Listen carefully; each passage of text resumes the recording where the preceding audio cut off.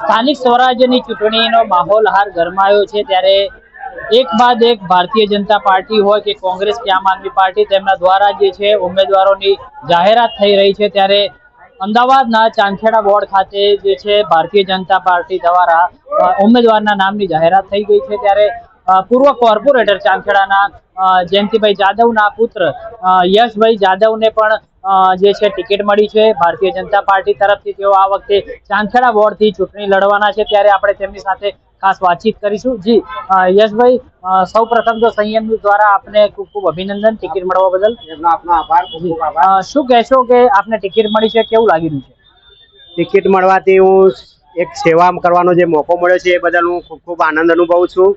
ચાંદખેડાની જનતા મને સેવા કરવા માટે જે રીતે ભાજપે મને ઉમેદવારી નોંધાવવા માટેનો જે આપ્યું છે એ બદલ હું એમનો ખૂબ ખૂબ આભાર માનું છું। શું કહેશો કે જે પ્રકારે આપના પિતાએ કામ કર્યું છે તો આપને પણ એક તક મળી છે, તો કેવું લાગી રહ્યું છે અને કેવા પ્રકારની તમારી કામગીરી રહે છે જો આ ઇલેક્શન તમે જીતો છો તો?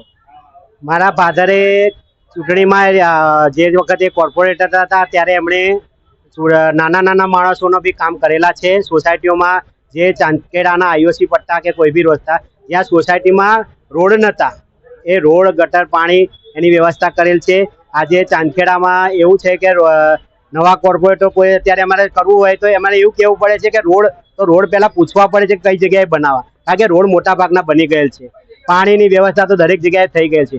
હવે જે છે નાની નાની સમસ્યાઓ છે એને અમે છોડીશું અને નવી નવી સુવિધાઓ કરવાની આવશે અમે ટીપીમાં કરીશું જેથી કરીને આગળ વધી। આ ઉપરાંત ચાંદખેડાના જે પાણીનો પ્રશ્ન છે અને ડ્રેનેજ સિસ્ટમ જે છે તેને લઈને ઘણી વખત જોવા મળતું હોય છે કે પ્રજામાં આક્રોશ જોવા મળતો હોય તો આ જે પ્રશ્નો જે છે તેનું કેવી રીતે નિરાકરણ તમે લાવશો?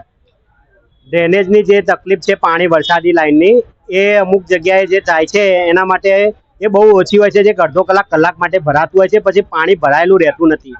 તેમ છતાં જો કોઈ જગ્યાએ બી પાણી ભરાયેલું રહેતું હશે એના માટે અમે વરસાદી લાઈન જો નાખવાની જરૂર પડતી હશે તો અમે નવી વરસાદી લાઈન નાખીશું। એને સાફ સફાઈનું બાકી હશે તો એ બી કરાવડાવી દઈશું। અમે એવું ને ક્યાંય બી જગ્યાએ ચાંદખેડામાં પાણી નહીં ભરાય અમે એ રીતનું કામ કરીશું। ભારતીય જનતા તરફથી આપને ટિકિટ મળી છે, ચાંદખેડા વોર્ડની જનતાને તમે શું સંદેશો આપશો? ચાંદખેડા વોર્ડની જનતાને હું એવો સંદેશો આપવા માંગીશ કે જ્યારે હું એ રીતના ચાંદખેડામાં કામ કરવા માંગુ છું, અમારી જે ભારતીય જનતા પાર્ટીના 4 ઉમેદવાર એ રીતે કામ કરશે કે જેથી કરીને અમે જેમ ભારતની અંદર ગુજરાતને મોડલ બનાવવામાં આવે છે એમ આપણે ગુજરાતની અંદર અમદાવાદમાં ચાંદખેડાને મોડલ બનવાનું કામ થાય, જેથી કરીને આગળ જતા અમદાવાદ જ્યારે બી સ્વરાજ્યની ચૂંટણીનું નામ આવે તો કે ભાઈ ચાંદખેડાને જોવા જાઓ એવી રીતનું કામ કરી બતાવીશું અમે। જે રીતે યશભાઈ જાદવે કીધું કે તેઓ ખરા અર્થમાં ચાંદખેડા વોર્ડની જનતા માટે કામ કરવા માંગે છે, તેમને જો આ તક મળશે તો ચોક્કસથી ભારતીય જનતા પાર્ટી તરફથી તેઓ આ કામ કરશે અને ચાંદખેડાને એક એવું મોડેલ બનાવશે કે અમદાવાદ નહીં પણ સમગ્ર ગુજરાતમાં તેનું નામ થાય તેવું તે ચાંદખેડાને બનાવવા માંગે છે।